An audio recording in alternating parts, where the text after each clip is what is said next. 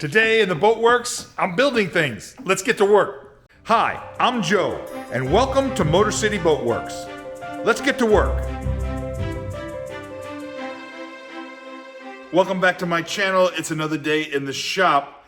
You know, so much of boat building and boat restoration is about problem solving, especially when you're dealing with an older boat and maybe you're trying to modify it or do something a little bit different. This week's project has to do with just that. I've got a situation with the cockpit lockers on my Albin 27 Pocket Trawler, and I got to come up with a solution, some way to improve the storage in these lockers and at the same time, you know, not cause any problems with the systems that I'm going to be installing. If you're new to boat restoration or amateur boat building, this is a simple project that anybody can do. It's a great place to learn and begin to develop some very basic skills that you're probably going to need if you start restoring an old fiberglass boat. This episode is going to be all about solving the storage problems in the cockpit lockers of the Albin 27 Pocket Trawler. The cockpit lockers are under the hardtop here, kind of in this pilot house area. There's one locker on each side of the boat, port and starboard. The starboard cockpit locker is going to become what I call the electrical locker. That's where all the Victron blue gear, the battery chargers, inverters, solar controllers, all this kind of stuff is going to be put in there with the batteries. The port side of the boat is going to end up being where I have the hot water heater and bilge pumps and some other things. The exhaust from the engine all goes through the port side locker. But the issue is that these lockers, you know, are really quite big. They're almost 36 inches deep, another 30 to 33 inches wide. It's a gigantic space. You can really put a lot of stuff inside there. While this is a great thing, it also kind of presents a problem, which is that they're so deep that if you were to put something down inside of it, well, you can't get it back out, especially when you have, you know, other pieces of gear inside there, like the batteries or the hot water heater or what have you. What really needs to happen is these lockers need to be kind of divided in half to an upper and maybe a lower part of the locker. The lower part of the locker will have the system, and the upper part of the locker, well, that would be some sort of a bin, some sort of cockpit locker bin. You can see here how deep these lockers are, and you can see that it would be a great space to really kind of make use of. If I could just come up with some sort of a bin system, some type of storage system inside these lockers. In a previous episode, I had a similar situation with the small sailboat I'm restoring. If you haven't seen that episode, be sure to check it out. The lockers I designed in that episode, they were flange mounted and they were permanently sealed in place. They were also made of some recycled marine parts, some type of bait well or dash locker or something like that. In this situation, none of that's going to work for the Albin 27. These lockers need to be removable. I need to access the systems below from both the top down and the sides through the aft cabin. This means that any locker system I come up with, well, it's got to be kind of semi-permanent. It's got to fit just within the opening of where the hatches open up for the lockers. It has to be a suspended storage system that can be removed whenever I need to. On many boats, the cockpit lockers are just kind of open spaces that go all the way down to the hull of the boat.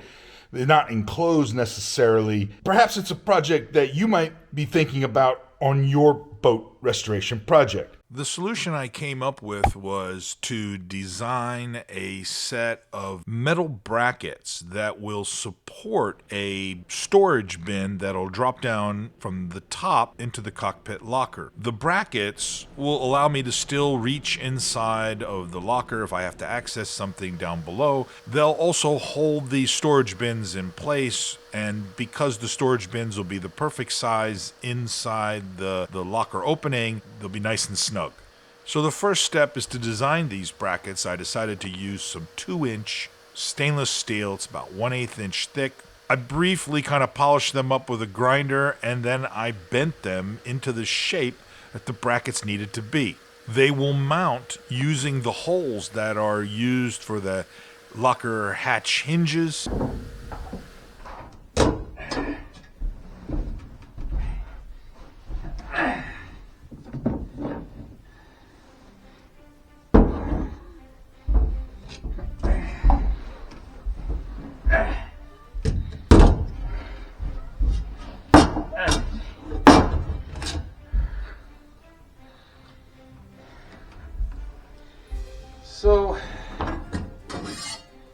one of the brackets right here. This right here, and it goes on just like this, but this panel is in the way. Let's go down here a little bit, just like that. Once I've got the brackets made, I'm able to kind of do a test fit and create cardboard mock-up of what the storage bin might look like. Now it's all about making the bins themselves. Let's see if I can get it out. It's probably a little snug, but not bad. What do you think? And so now you have emergency access down here if you need to where the batteries are going to be. And now you got some storage here. This is a decent amount of storage right here. Right? A bushel of apples or more. All right. All right, so we need to take these off here. Let's do that. If you're thinking about restoring a classic sailboat or an old trawler, check out all of the videos on my YouTube channel. Consider joining the workers or taking advantage of my boat restoration consulting services. I offer personal coaching for your boat restoration project. Be sure to like and subscribe. This channel would not be possible without your support. Thank you. Today in the Boat Works, I'm building things. Let's get to work. Here's what I got going on today. I'm working on the boxes, the lockers for the cockpit area of the Albin 27. In a previous episode, I was working on a similar project on the Ep120 sailboat. I wanted to install some cockpit lockers, and I got these lightweight plastic bins from my favorite boat junk shop, Earl the Pearl's place here in Detroit, and those worked out really great, but I haven't been able to find any plastic bins that actually fit similarly, to go for the lockers in the Albin 27. So I'm gonna have to make these. In addition, the design on the Ep120 was those bins were mounted permanently up underneath the deck. They're not removable. And I wanted to have bins that were removable in case I need to access the cockpit lockers, the electrical locker, the system components that are inside there. I want to be able to access those, so I need to be able to remove the bins. And that's why I'm going with these kind of drop-in boxes that I'm building. I put in some brackets.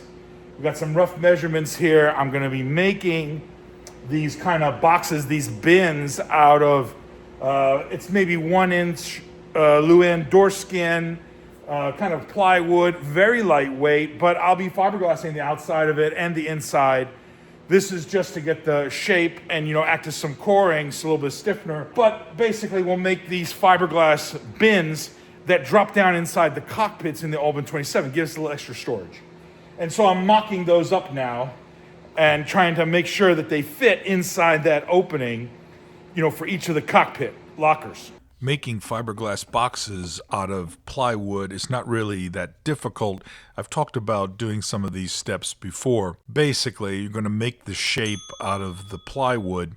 When you cut out the panels, be sure to put some tape down so the plywood doesn't splinter. Then I'm going to assemble the box. On the outside, I'm going to use some duct tape to kind of hold everything together. I'll lay in some thickened epoxy as a fillet inside the joints on the inside of the box. For all these type of projects, my go-to fiberglass and epoxy comes from West System. I've been using this product for more than 30 years now. I just like this brand. I find it to be very consistent. I like the documentation. The results are always the same. It's very reliable, and it's kind of idiot-proof. Now, you may have your own brand of epoxy that you really like. That's great. The important thing is that you find something that's reliable and gives you the results that you're looking for. To give it some extra strength, I add a little bit of fiberglass tabbing, and then I like to coat the entire inside of the box with some very lightweight fiberglass cloth. This is only maybe 2 ounce. The fiberglass cloth does two things. It reinforces the structure of the box, but it also makes the surface more durable so that over time it doesn't get torn. Even just a thin amount of fiberglass cloth is really quite durable. Once the interior of the box has been laminated, I'll then go ahead, take off the duct tape, trim up any edges where things aren't quite aligned,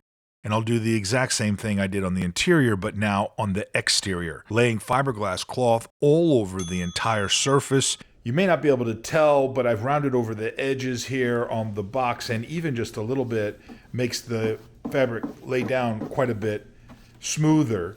And as you put on the epoxy, you'll basically see the fabric kind of disappear. You can do a little bit of kind of like you wrap a package, doing the corners, tuck everything in there. And if you end up having any bubbles or something doesn't adhere quite properly, you just go back afterwards, kind of fill all that in, and then do a very careful sanding job. The key to fiberglass plywood that lasts forever is to make sure that the wood is completely encapsulated in fiberglass and epoxy resin. Sometimes it's worth applying 2 coats.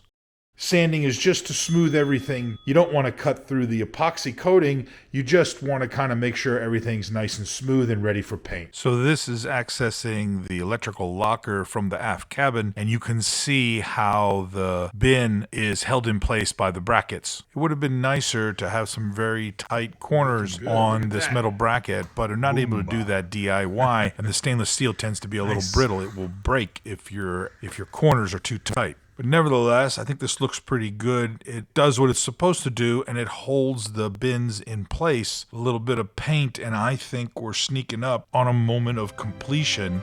Let's see what these things look like. Look at that. Nice, right? There you go.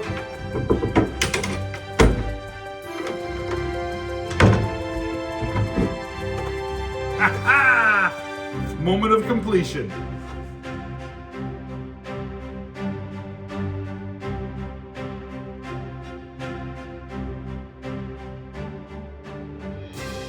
There's lots more great projects to come in the Boat Works. If you're not familiar with the channel, check out some of my other episodes. We're always building something interesting in the Boat Works.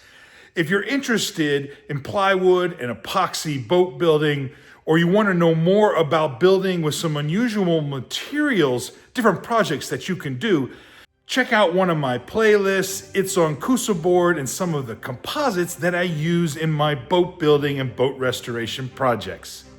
Thanks for stopping by. We'll see you again next time. Stay motivated.